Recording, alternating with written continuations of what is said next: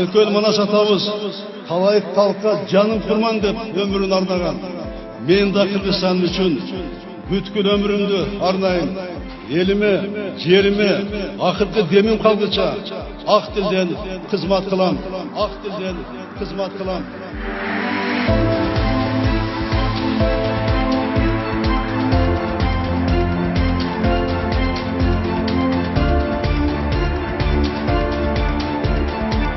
Бұл еліміздің тамыры елетті.